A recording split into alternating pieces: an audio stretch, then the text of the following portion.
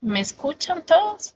Buenas tardes, licenciada. Buenas tardes, Buenas licenciada. tardes, licenciada. Buenas tardes, licenciada, si se escucha. Encendemos nuestra cámara, por favor. Vamos a tomar la foto.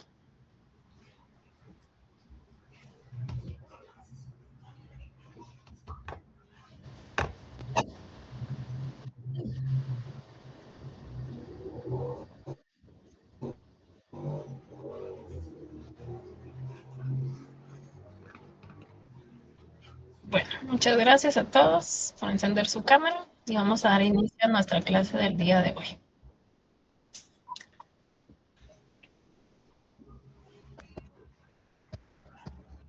Vamos a empezar entonces la otra clase, pues dije que hoy iba a resaltar lo de los sujetos. Entonces vamos a dar continuación y vamos a dar la clasificación pues, una definición también más extensiva. Entonces, en su clasificación de los sujetos se va a clasificar por 5. Entonces, vamos a tener acá, tenemos 1, tenemos por su naturaleza y duración.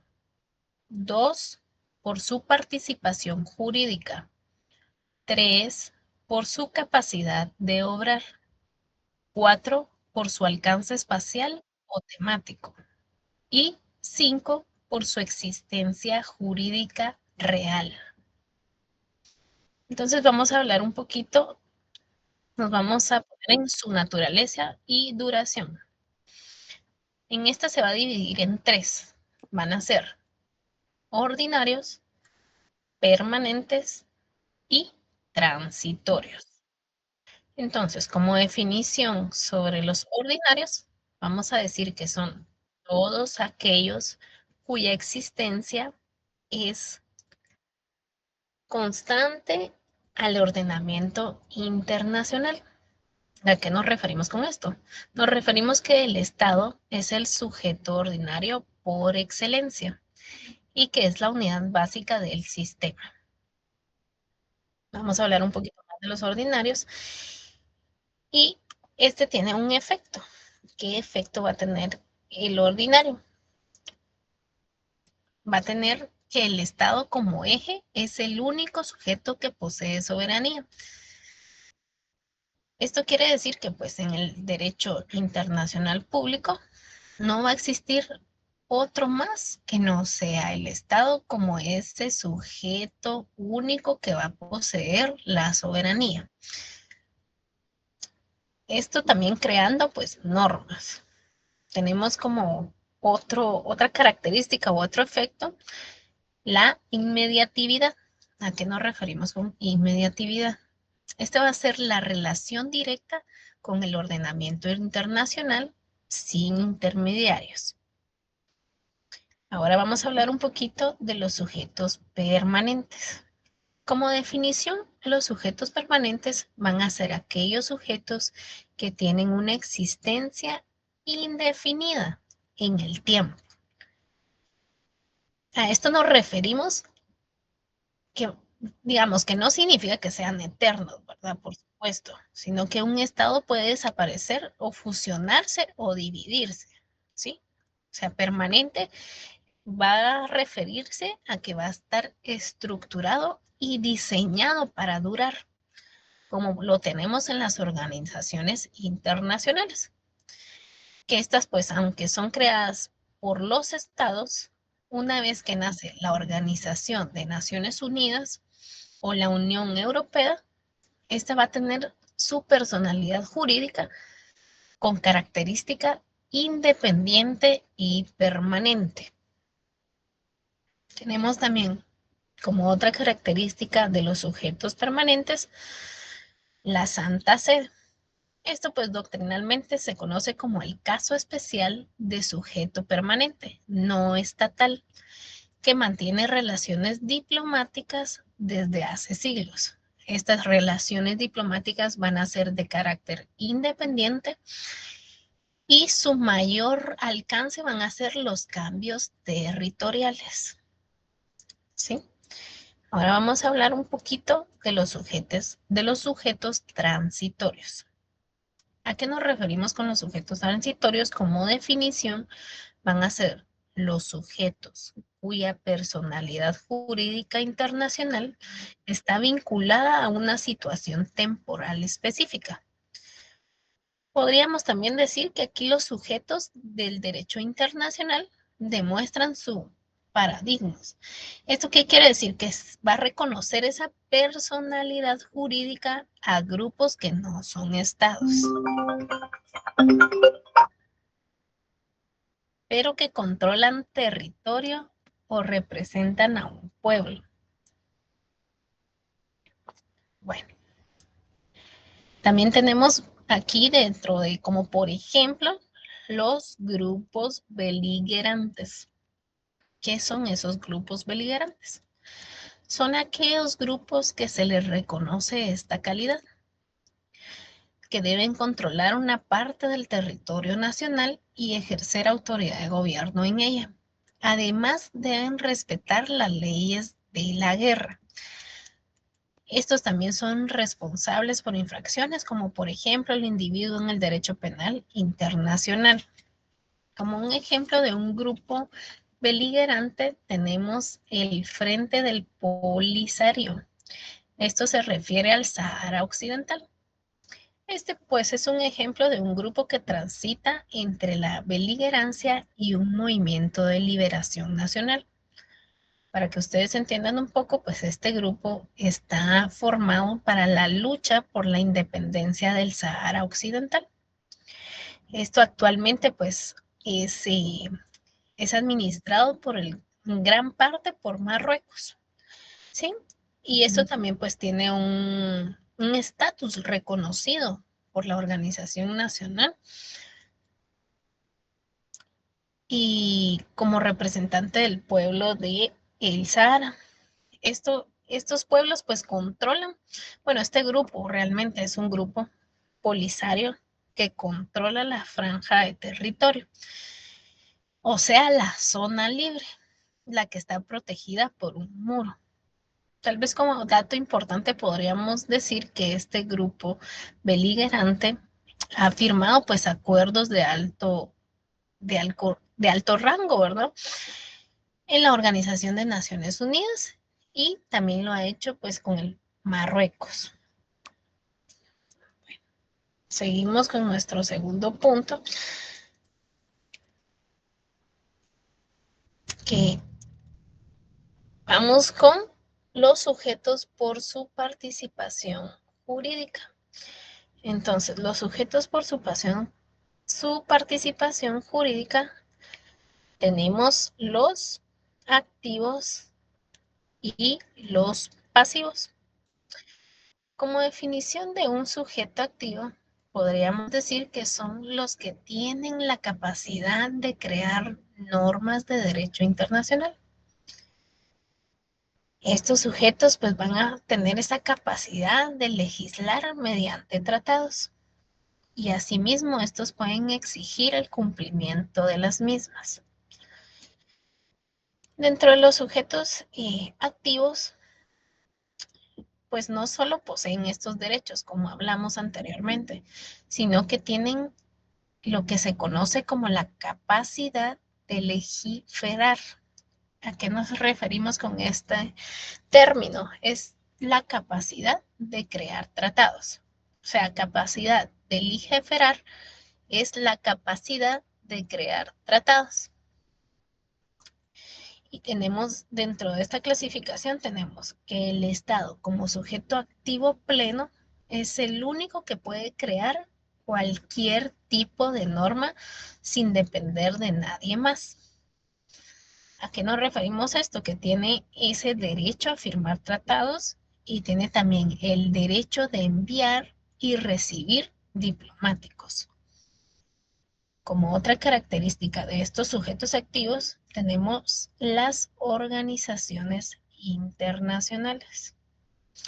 Estas organizaciones internacionales van a ser esos sujetos activos, pero con capacidad derivada y limitada. Entonces, ¿qué quiere decir esto que está derivada y limitada? Que estos sujetos activos de organizaciones internacionales solo pueden crear normas dentro del área que los estados le permitieron en sus tratados. Por ejemplo, la Organización Internacional de Trabajo. La Organización Internacional de Trabajo va a ser limitada y derivada de las organizaciones internacionales como sujeto activo, creando normas laborales internacionales, pero no podrían firmar un tratado sobre límites territoriales. Como otra característica de los sujetos activos, tenemos la facultad de reclamación. La facultad de reclamación nos va a hacer referencia a que los sujetos activos implican que si otro sujeto viola una norma, este va a tener la capacidad legal de presentar una demanda ante los tribunales internacionales. Y como hablamos en otra clase pasada, pues referente a esos tribunales va a ser la Corte Internacional de Justicia. Ahora bien, vamos a hablar de los sujetos pasivos.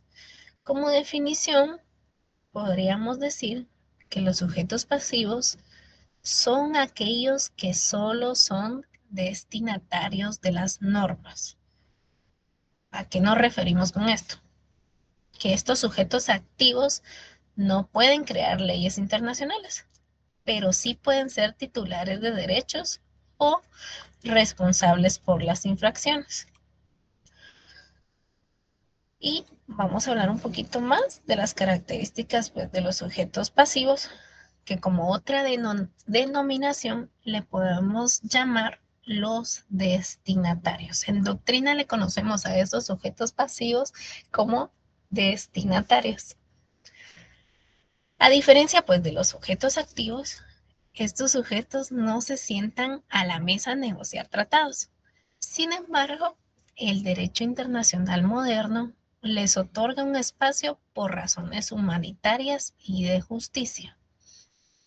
Entonces aquí vemos como una característica de estos sujetos activos que va a ser el individuo, o sea, la persona física, que es el ejemplo más puro del sujeto activo, de pasivo, perdón. Otra característica tenemos como titulares del derecho. Como por ejemplo, o sea, no firman la Convención Americana sobre Derechos Humanos, pero pueden beneficiarse de ella. A eso nos referimos que sí pueden ser titular de esos derechos, aunque pues ellos no hayan firmado. Y asimismo, pues también pueden ejercer, pues demandar ante la Corte Internacional si esos derechos son vulnerables. Otra característica que tenemos sería que son los sujetos pasivos, son responsables de infracciones. Entonces, nos referimos a que son responsables de infracciones si un individuo comete crímenes de lesa humanidad o genocidio, entonces puede ser juzgado por la Corte Penal Internacional. Aquí vemos que este sujeto pasivo, responsable de estas infracciones, el individuo va a sufrir pues esa aplicación de la norma internacional sin haber participado en su creación, pero siempre vemos que van a ser responsables. Otro ejemplo tenemos pues las empresas transnacionales. Esto pues también habla en doctrina que se le llama como la discusión doctrinaria. ¿Y es por qué se refiere así a este nombre? Porque aunque tienen un poder económico inmenso, jurídicamente suelen considerarse sujetos pasivos. Claro, hablamos que ellos tienen derechos, o sea, tienen derechos y uno de los más importantes va a ser esa protección de inversión que hacen estas empresas transnacionales. Pero también conocemos que también si uno tiene derechos, va a tener esas obligaciones. Dentro de las obligaciones, pues hace mención la doctrina que va a ser ese respeto a los derechos humanos, pero no pueden firmar tratados internacionales como si fueran estados.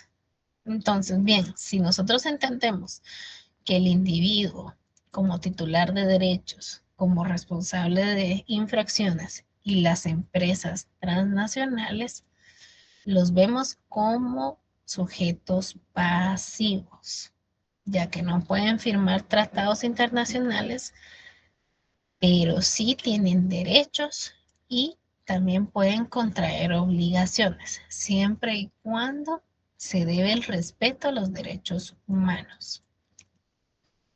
Pasamos a nuestra siguiente clasificación, que es la de por su capacidad de obrar. Cuando hablamos de capacidad de obrar, hay dos clasificaciones, la capacidad plena y la capacidad limitada. Aquellos sujetos que tienen la capacidad plena podríamos definir que tienen todas las competencias atribuidas por el derecho internacional. Solo los estados soberanos poseen capacidad plena. ¿Y por qué solo los estados soberanos poseen esa capacidad? Ya que pues estos pueden ejercer todas las funciones. Cuando nos referimos a todas las funciones, podemos decir que es la alegación, la celebración de tratados, la defensa, entre otros. Entonces, como características pues de la capacidad plena de estos sujetos, podríamos decir que es la soberanía total, que solo los estados soberanos entran en esta categoría. Se dice que su capacidad plena va a ser de originaria. Cuando nos referimos a que va a ser originaria, quiere decir que no depende de nadie más. Como otra característica podemos decir que también es universal. ¿Por qué decimos que es universal? Porque pueden tratar cualquier tema. Entonces, si hablamos que son sujetos con capacidad plena, podemos decir que son originarios y universales. Esas son las características más principales de los sujetos con capacidad plena. Ahora tenemos ciertos elementos, que son las atribuciones exclusivas.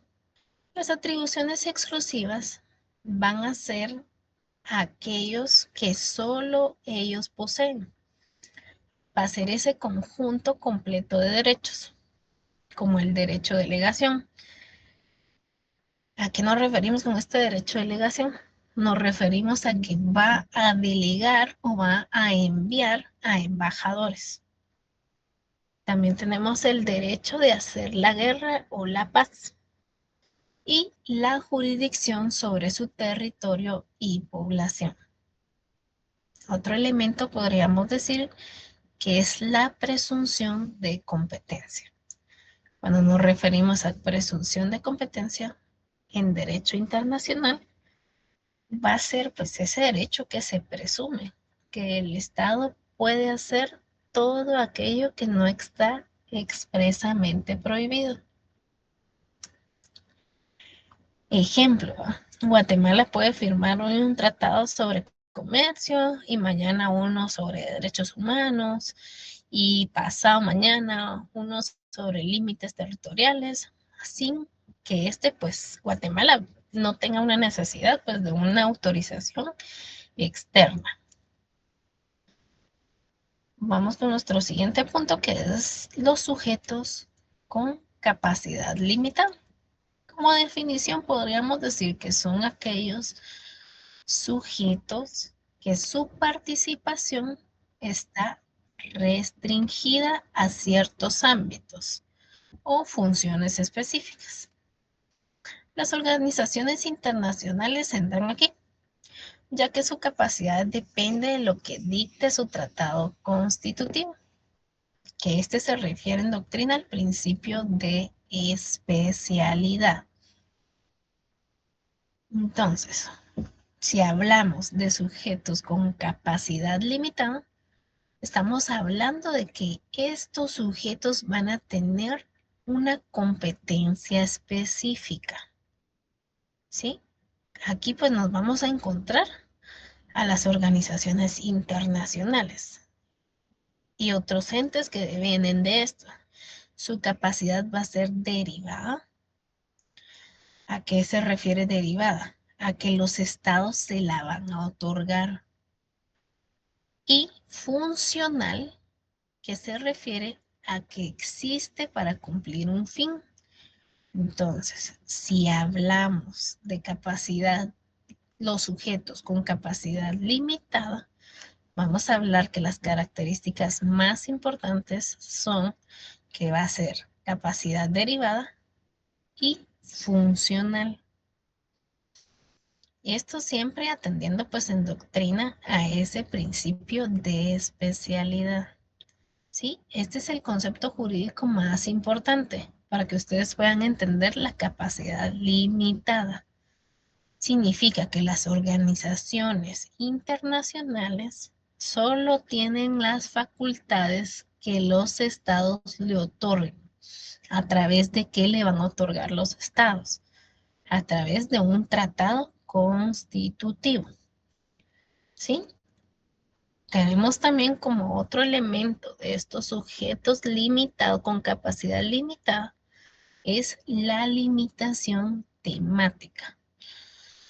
Cuando nos referimos a la limitación temática, vamos a hablar un poquito de la Organización Mundial de Salud, que esta organización, como ejemplo para que ustedes lo logren entender, tiene la capacidad limitada a temas sanitarios. No podría, por ejemplo, intentar resolver un conflicto fronterizo entre dos países porque no tiene competencia para ello. Y aquí volvemos al principio de especialidad, ¿sí? Quiero que entiendan bien este ejemplo para que ustedes entiendan bien cuál es la capacidad limitada. O sea, va a hacer referencia a que solo puede ver algo en específico. También está la limitación de acción. Cuando hablamos de limitación de acción, va a ser que no todas las organizaciones internacionales pueden imponer sanciones, ¿sí? La Organización de Naciones Unidas puede autorizar el uso de la fuerza a través del Consejo de Seguridad. Sin embargo, la UNESCO no tiene esa facultad. Entonces nos volvemos a encontrar con el ejemplo de la limitación de ese sujeto que va a tener esa capacidad limitada, en limitada temática y en limitación de acción, ¿sí? Entonces, existen entidades que no son organizaciones internacionales, pero que también tienen una capacidad restringida. Les voy a poner 3 ejemplos. 1. La soberana orden de Malta. Aquí pues es un sujeto internacional que tiene la capacidad limitada, principalmente para fines humanitarios y hospitalitarios. Aunque emite pasaportes y embajadores, siempre su foco de acción va a ser específico. Específico como humanitario y hospitalitario. Otro ejemplo, los territorios bajo de mandato o fideicomiso. Estos territorios, pues, hablaban que tenían una administrados por otro estado, bajo la supervisión de la Organización Nacional.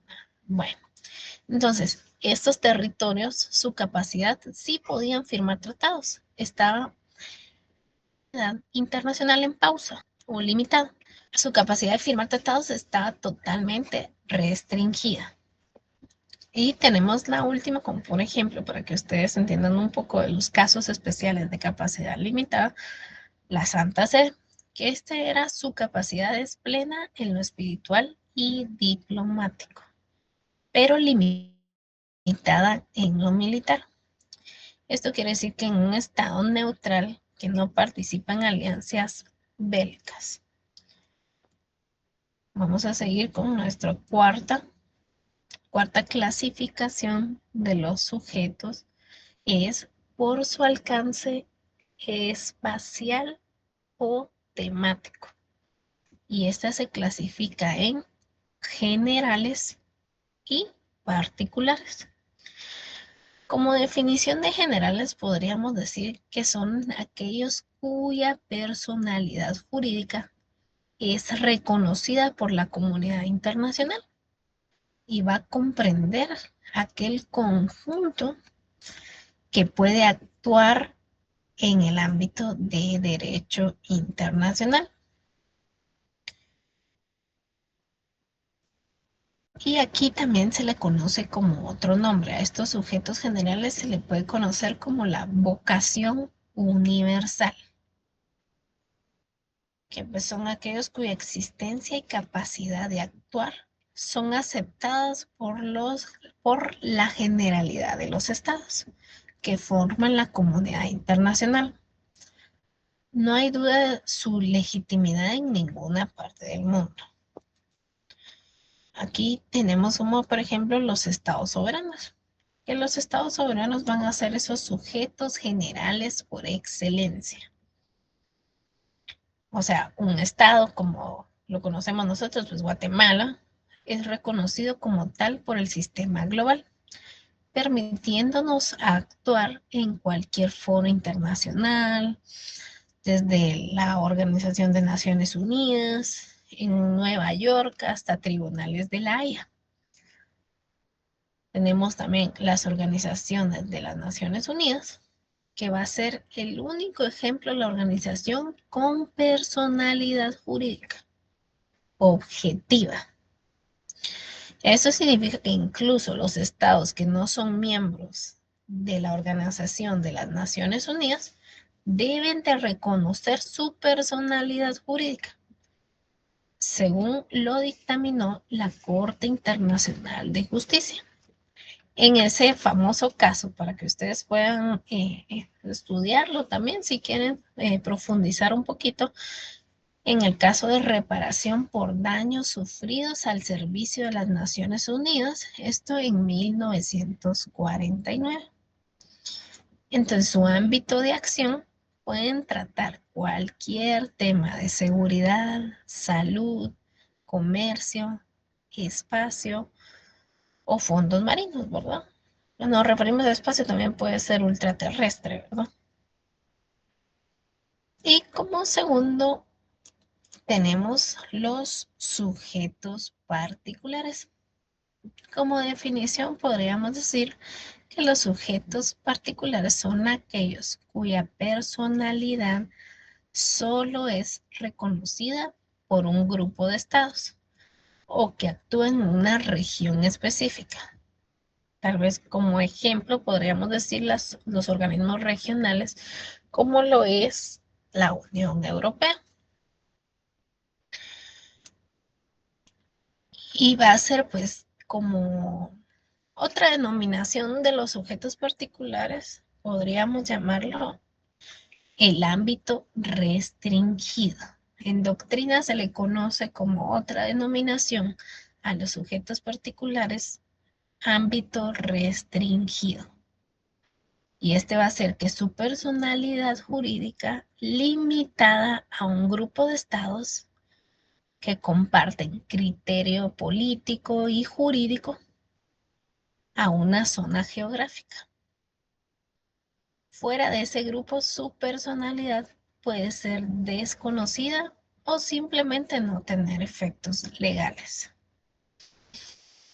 Pues en organismos regionales tenemos la Organización de los Estados Americanos, la famosa OEA, que este es el sujeto particular porque su personalidad y competencia se limitan al continente americano. O sea, nos referimos que un país asiático o africano no tiene obligaciones frente a la OEA. Ni esta tiene jurisdicción fuera de su región. Sí, por lo tanto va a ser pues limitado. Tenemos también la Unión Europea. Y este pues es un ejemplo que tiene personalidad jurídica muy fuerte dentro de sus 27 estados miembros, pero su capacidad de actuar hacia afuera depende de otros sujetos, como lo es China o Estados Unidos, que decían reconocerle como interlocutora de tratados específicos. Dentro de esto también tenemos el sistema de la integración centroamericana, conocido como sus siglas SICA. Por ejemplo, este ejemplo es como un poquito más cercano, ¿verdad? Ya que pues residimos en Centroamérica y este sujeto va a ser un sujeto particular que crea normas válidas solo para los estados de la región centroamericana. Entonces, como característica principal de este va a ser ese reconocimiento limitado. En esta pues categoría entran entidades que solo son reconocidas por pocos países. Como lo mencioné anteriormente, los grupos beligerantes, reconocidos solo por 2 o 3 estados vecinos o en un sujeto particular. Entonces, para que nosotros entendamos un poquito las diferencias entre los sujetos generales y los sujetos particulares, tenemos ¿quién reconoce los sujetos generales? Lo reconoce la comunidad internacional en su conjunto. ¿Quién reconoce a los sujetos en particular? Va a ser ese grupo limitado de estados. Si nos vamos aquí geográficamente hablando de los sujetos generales, va a ser global, o sea, sin límite. Si nos referimos a los sujetos en particular, nos vamos a referir que va a ser regional o subregional. Ejemplo de los sujetos generales, los estados, la Organización de las Naciones Unidas, la Santa Sede. Si nos referimos como ejemplo de los sujetos particulares, va a ser la OEA, la SICA, la Unión Europea. Incluso la OTAN, aunque nosotros pues, no estamos participando en esos. Como efectos de los sujetos generales, va a ser que pueden aspirar a ser normas universales. Y como efecto de sus normas de los sujetos en particular, será que solo obligan a los estados miembros del grupo. Entonces, espero que hayan puesto atención en estas diferencias, ¿verdad? Porque puede ser pregunta de examen. Bueno, sigamos. Vamos con nuestro número 5, nuestra clasificación número 5, que es por su existencia jurídica real. Este se clasifica en 2, reales y aparentes. Como definición de reales, va a ser que son los sujetos que poseen una existencia fictiva y autónoma, ejerciendo soberanía o competencias delegadas de una forma tangible. Ejemplo, los estados, organizaciones internacionales. Podemos decir que los sujetos reales se le conoce en doctrina como la existencia efectiva, ¿sí? Que es un sujeto real, es aquel que tiene una unidad de decisión. ¿A qué nos referimos con esta unidad de decisión? Esto significa que su voluntad no está subordinada a la de otro sujeto,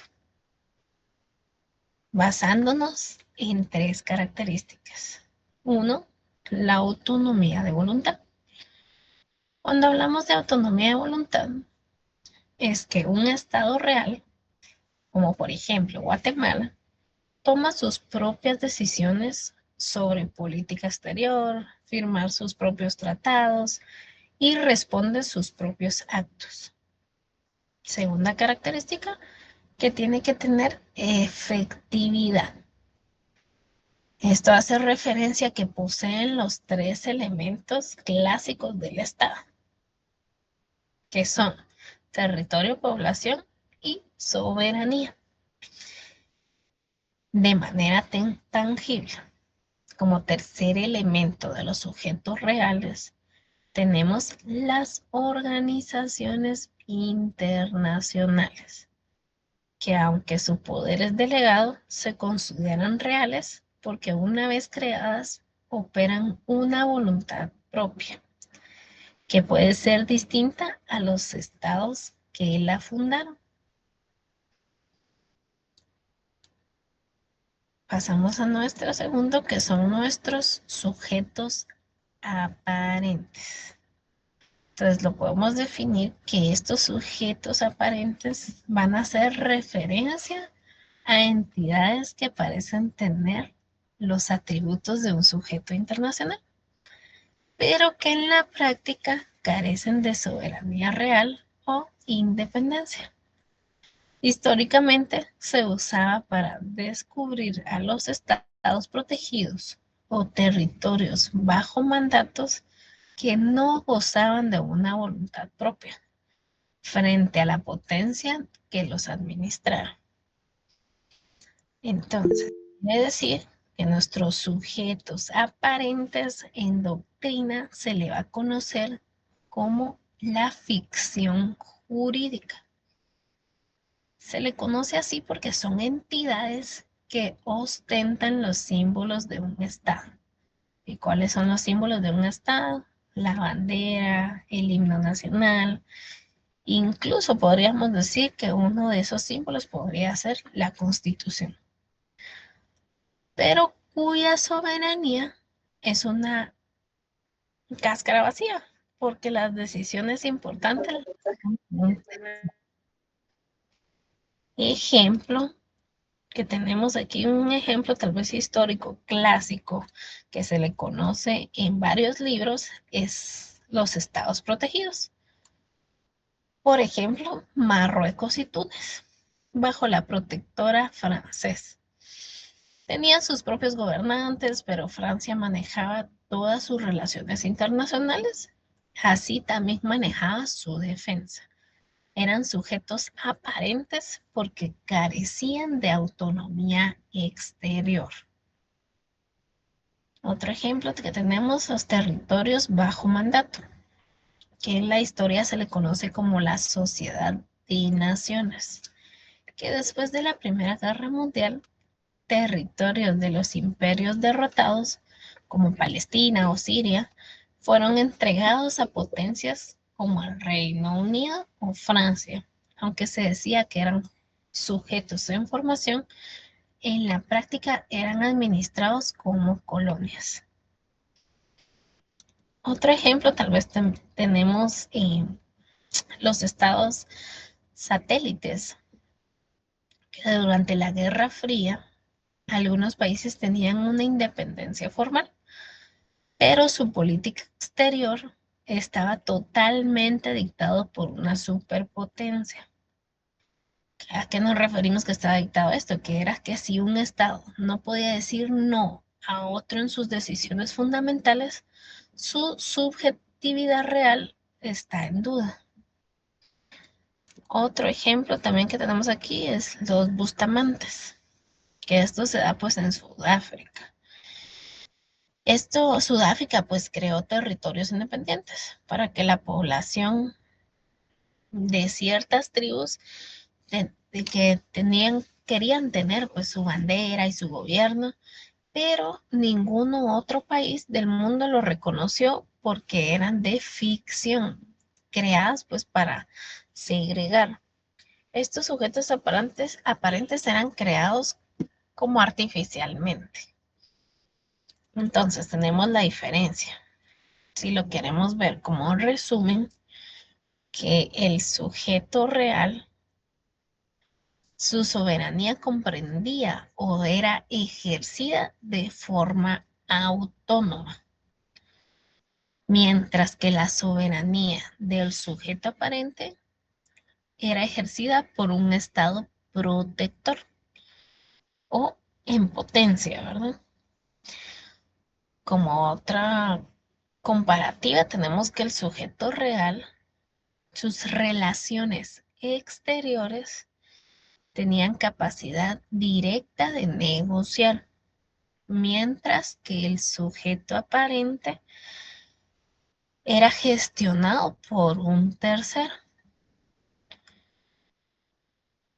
La responsabilidad del sujeto real era propia, ¿verdad? Era propia de este sujeto y respondía por sus actos, mientras que del sujeto aparente, a menudo la potencia administradora era el responsable.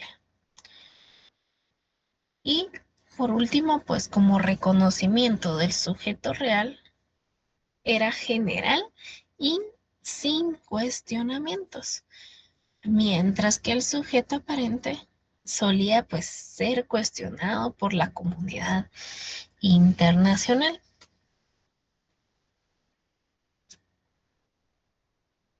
Y por el día de hoy pues tenemos nuestra clase de sujetos y terminamos. Y nos miramos pues el día viernes. Licenciada, buenas noches. Muchas gracias, licenciada. Si quiere levantemos la mano para ver si alguien necesita hablar, por favor. Sí, María de los Ángeles.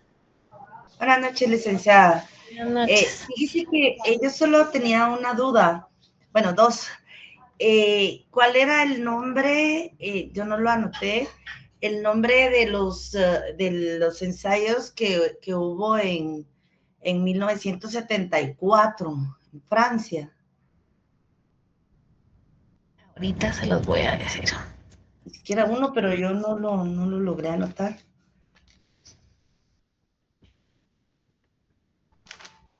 Estamos hablando que... Eso lo dijo usted en la historia. Sí, es un caso, es el caso que yo les dije que si usted lo quería investigar más, es el caso de reparación por daños sufridos al servicio de las Naciones Unidas, que esto fue en 1949. No, pero este es de la clase pasada, Lita. Ah, de la clase pasada. Perdone, es que usted nos dio un hecho histórico.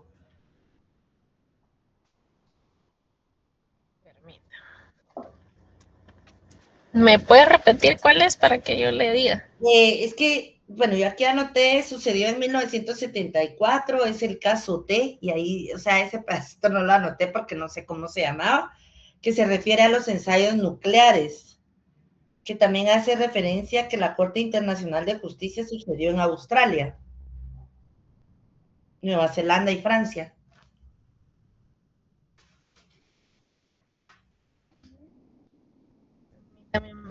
Lo dio como ejemplo de los actos unilaterales, licenciada, disculpe. Bueno, para la siguiente clase se lo voy a tener María de los Ángeles. Ahora, muchas gracias. Y la otra duda, Lita, es que sí todavía no le han dado respuesta de los puntos que faltaban del parcial pasado. Con respecto a lo del parcial pasado, ya están las notas subidas. No debería haber ningún inconveniente, ya que se subieron los 6 puntos y la del parcial. Entonces, esa sí sería su nota como tal. Ah, bueno, gracias. Muy bien. Giselle. Buenas noches, licenciada. Disculpe, yo quería preguntarle si podría repetir las diferencias que dijo acerca de las generales y las particulares. Sí, claro, con gusto. Gracias, muy amable, licenciada.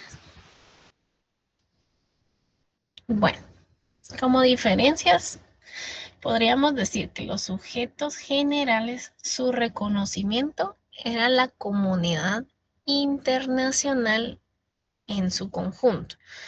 A diferencia que los sujetos particulares, el reconocimiento lo tenía un grupo limitado de estados.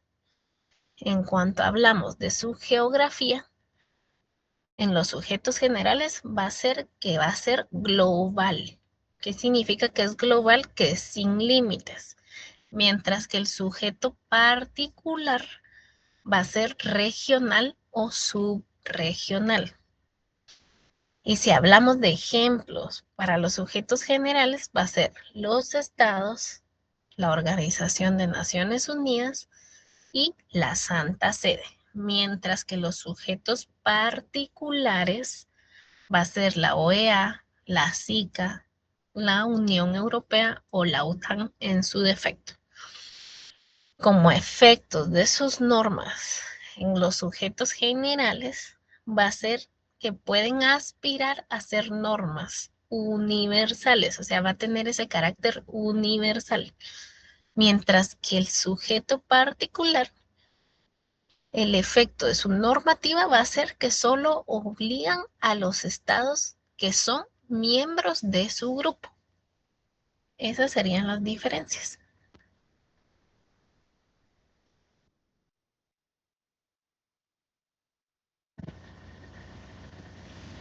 ¿Estamos claros? Sí, licenciada, muchas gracias. Bien. Si ya no hay otra duda, entonces vamos a proceder a terminar. ¿Sí, Roxanda? Buenas noches. Solo con el tema de lo que estaba comentando la compañera, creo que se refería a que en Australia, Nueva Zelanda y Francia se hacían unas pruebas nucleares y que el presidente francés y el ministro de Defensa declararon públicamente que tras esas series Francia ya no haría pruebas. Entonces que cuando se declara eso, no se podía retirar un acto unilateral ni arbitrario, algo así. Creo que de eso se refiere ella, de que cuando lo hacen público ya no pueden dar marcha atrás. Así era, no Muchas sé. gracias. Sí, así era, Roxana. Muchas gracias por su aportación. Qué bueno que estuvo anotado. Felicitaciones. De nada, Maribel. Lisa, buenas noches. Yo me quedé con pendiente de anotación de los 4 actos unilaterales más comunes en la práctica diplomática de la clase pasada, y solo anoté que era la promesa, el reconocimiento pero ya no me dio tiempo a anotar, me faltaron 2. Vaya, Maribel. Entonces, la clase pasada vamos a resolver esas dudas, aunque Roxanda ya resolvió una duda de María de Los Ángeles, pero la suya la vamos a resolver la otra clase. Está bien, muchas gracias. Luis Fernando Chacón. Buenas noches, solo mencionando los ejemplos de actos unilaterales, se habló de la promesa, el reconocimiento, la renuncia y la potestad. Esos 4 Excelente. serían. Esos son Gracias. Maribel. Muchas Gracias, muy gracias. amable Luis Fernando. Igual felicitaciones por la anotación. ¿Alguna otra duda?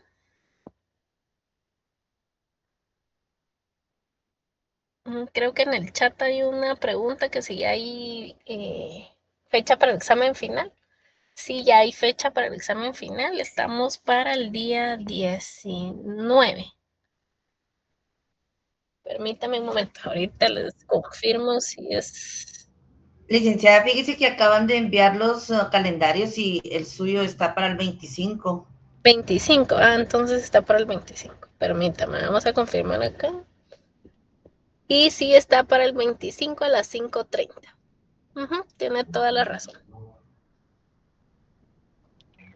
Sí, el 19 es que empiezan los parciales, licenciado.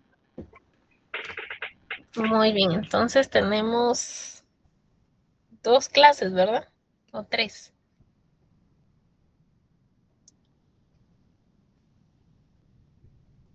¿Siempre será en línea, Lila? ¿O cree que lo vamos a hacer presencial? Yo considero que va a ser en línea de momento, porque no tenemos todavía respuesta y creo que el calendario sí dice virtual. Así es, el calendario dice todo virtual, todos los exámenes. Gracias. Entonces, para el 25 todavía tenemos 3 clases, que las que podemos seguir conociendo un poquito más del derecho internacional público. ¿Alguna otra duda?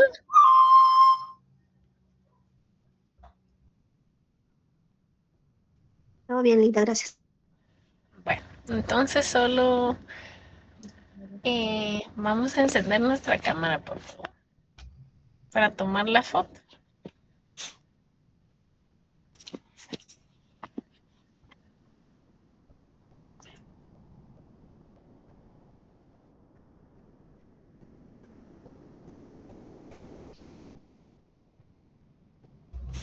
Listo, muy amable, muchas gracias para los que encendieron su cámara y pusieron atención. Entonces, estas 3 clases que vienen, pues van a ser importantes, ya que pues sobre eso va a venir el examen final. Y que tengan feliz noche. Gracias, Linda. Exitoso. Feliz noche.